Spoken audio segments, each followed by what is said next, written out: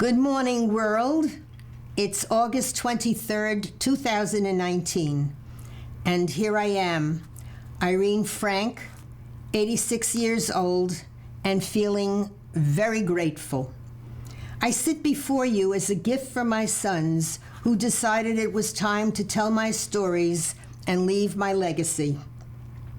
I shall attempt to do that by sharing important moments and photographs alongside creative writings. Hopefully, my memories might become yours. This first piece is dedicated to Abe Granowitter, my beloved father.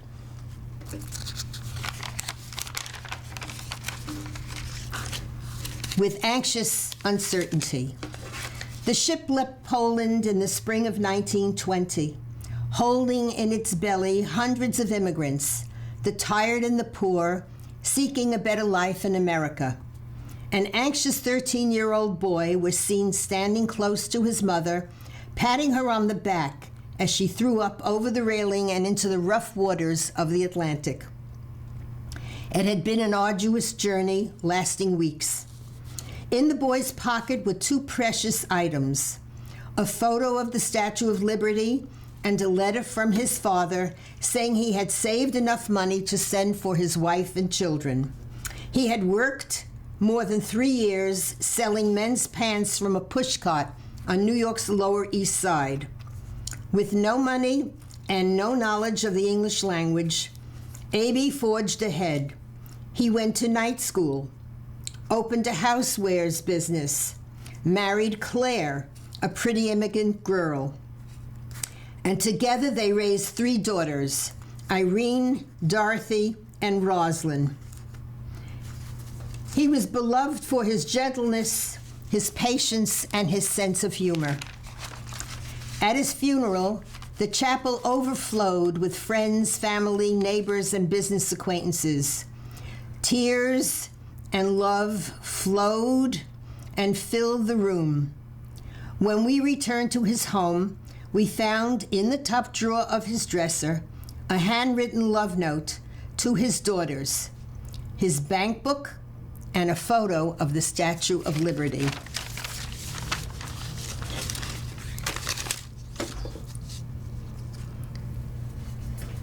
This is the family legacy, the Mishneh clan in 1935, from grandmother to the little girl in front, me.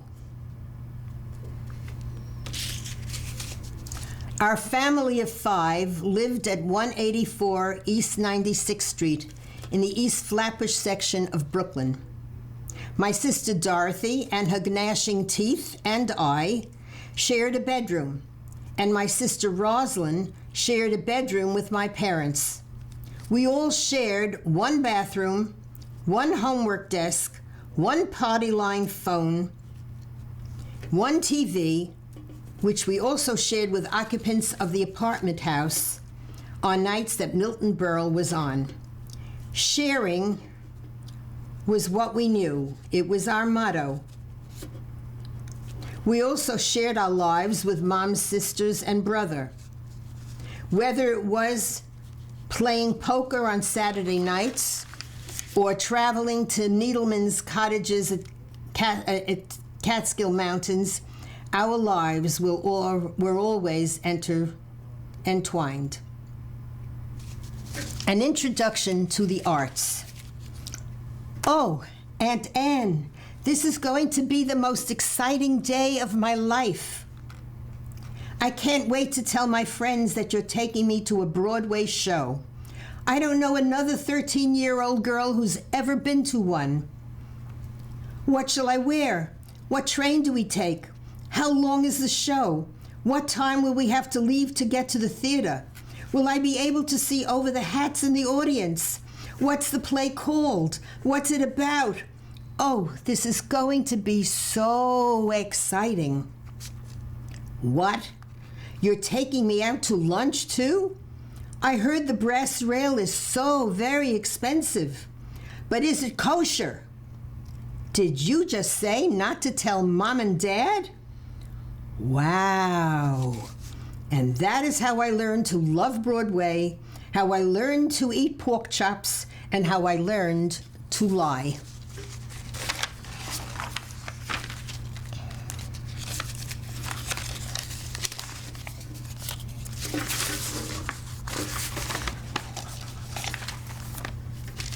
It was a big day when we moved to our one-family house just behind the Kew Gardens Hills Jewish Center. It was there that I met and married Irene Frank in 1954, just after my graduation from Queens College.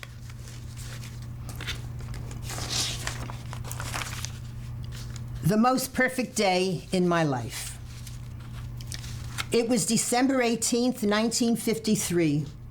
I was Irene Granowitter, the girl in the white wedding gown, my train being held up by my adoring younger sisters.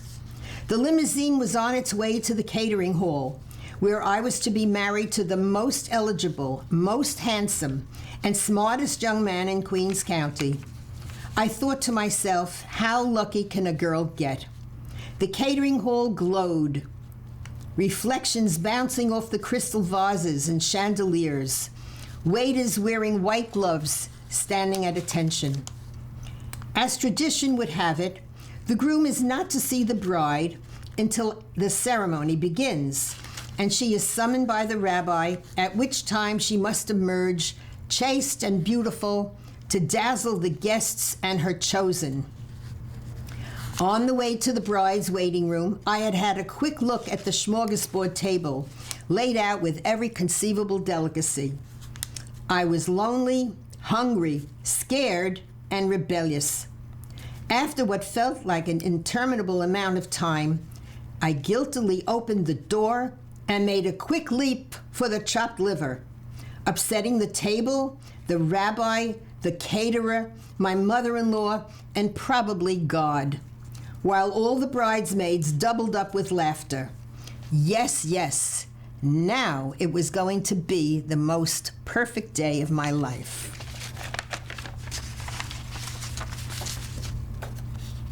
This is a photo on our honeymoon, Irene Frank and Irene. A photo of Mom and Dad at the wedding.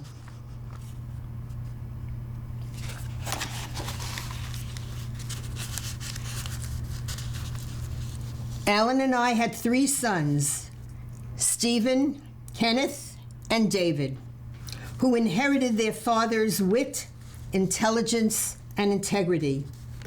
They continued to add music, laughter, and love to my life. Alan, who died at age 64, shall always remain in our hearts.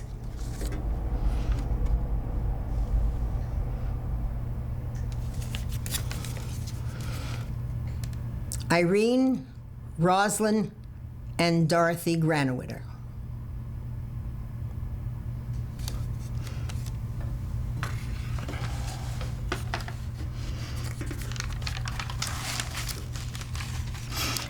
We were blessed when David married Abby Cohen, whose heart overflows with love and spirituality. Dottie's husband, Alan, is like the brother I never had, so supportive and generous. And Roz's husband, Jay, tells a story like no one else in the world. His laughter is a sound close to my heart. Kenneth's sons, Jake and Max, complete our family. May they have wonderful stories of their own.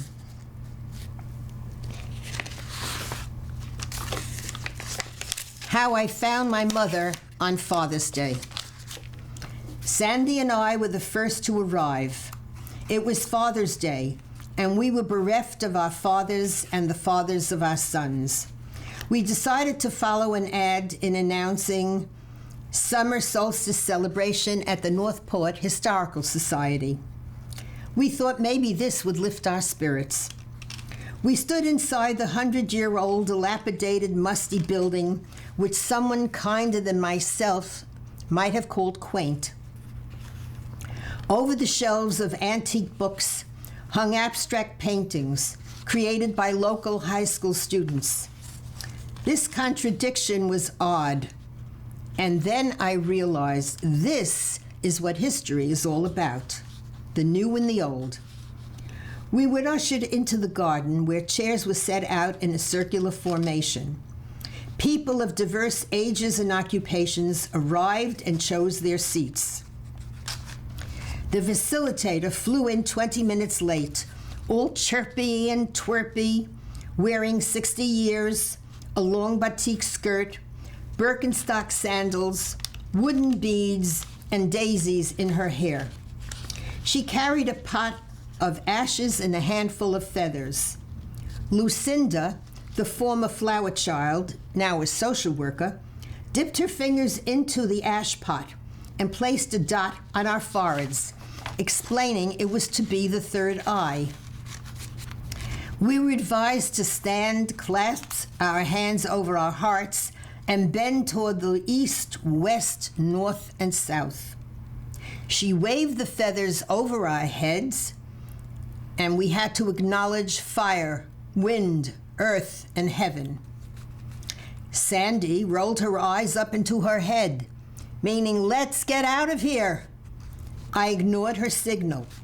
Lucinda's agenda included a discussion. Who was an important influence in your life that you did not thank, and what would you say to that person given the opportunity today? I listened to the participants reveal long-kept secrets. Some cried in remembrance of teachers, doctors, school chums, or mates. I closed my eyes and I had a vision of my mother, pedaling away at her Singer sewing machine in our Brooklyn apartment. On the floor, colored threads, bits of fabric, and unrelated buttons. She was designing a red silk lining for a gray flannel cape that I had brought back from Klein's department store. My mother came to this city of immigrants when she was 15. She took a job in the garment center to help support her family, and thus her education was over. I never thought she was particularly intelligent. We never had any meaningful conversations about me or the world in general. I saw, oh so well, her shortcomings. But she was creative, a charming hostess, devoted to her parents and her family, and indulgent with me. Not with money, but with opportunities cultural in nature. She had high hopes for her daughter. At 6, I struggled over the bar and ballet class. Who knew? I might someday dance with Nureyev. Or if that failed, I could just be a rockette at the Radio City Music Hall. At 8, she accompanied me to weekly piano lessons at the Wurlitzer School of Music on Nevin Street. I might one day be a soloist with the Goldman Band in Prospect Park. She gave me special dispensation to use a pencil on the Sabbath when I entered Pratt Institute as a teen. I was going to be a famous fashion illustrator for the Daily News. I was allowed to take horseback riding lessons during school hobby hour. Debutantes rode horses. At 16, I took singing lessons. Perhaps I would replace Risa Stevens and Carmen. All this from a shtetl girl in Poland, a person I couldn't really speak to. My mother never lost sight of possibilities. These recollections and more surfaced, and as tears welled up in my eyes, I said to the sky, "Ma, I never gave you the credit you deserved. I'm sorry. I love you." Very often now, as I pick up bits of threads, scraps of fabric, and unrelated buttons littering the floor of my sewing room, I think of how I found my mother on Father's Day at the Northport Historical Society.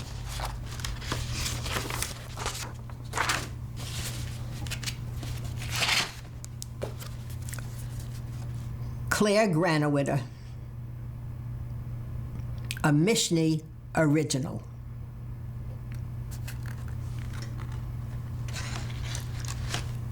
I have had careers in education, music, and art. For 38 years, I conducted art tours. It was the most challenging and the most rewarding of all of my jobs. Lately, I've taken up creative writing, some of which you have heard today. I'll add to this by telling you one of my pet peeves.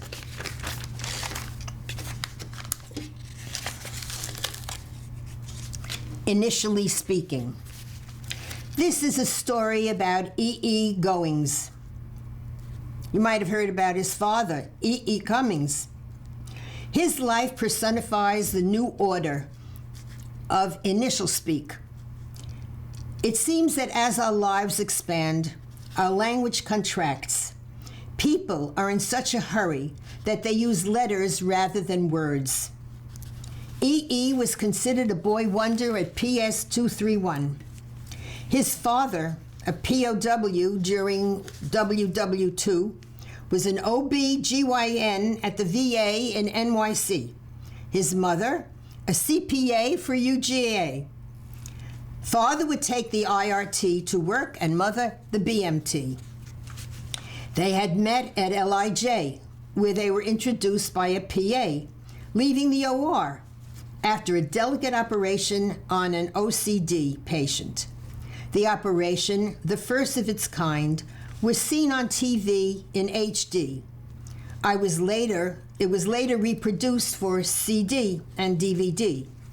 The family moved to LIC, which meant buying a car, going with ID to the DMV, joining the AAA, and then the AARP. Their routes changed to the RFK and the LIE-HOV. AIG insured his GM vehicle, but during the recession, AIG was investigated by the DOJ, the FBI, and the CIA. The stock was not insured by the FDIC, and the family lost a lot of money. Even IBM was affected. Mr. Goings took his case to the ACLU. The CEO was at an AA meeting. Other lawyers were working on a big case involving the ILGU. So Goings' case was DOA. EE wanted to go to the U of P, but because of financial problems in the family, he went to CCNY, working part-time as a DJ at the YMCA. He was a fine student and got his BA and PhD in communications in record time. This led to a gig on WJZ, then WABC. Then came his breakthrough.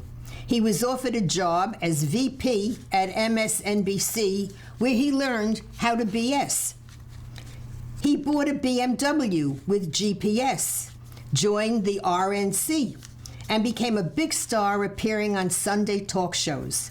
He traveled around the U.S., always having to keep an eye on the boards announcing the ETA.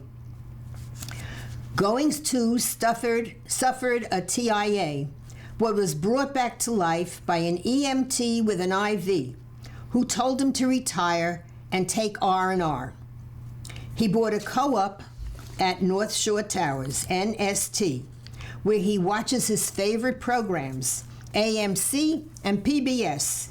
He believes the use of AI is bad for the country, and I believe this story has gone on too long and given you TMJ because of TMI. So write to me ASAP and I'll RSVP, okay?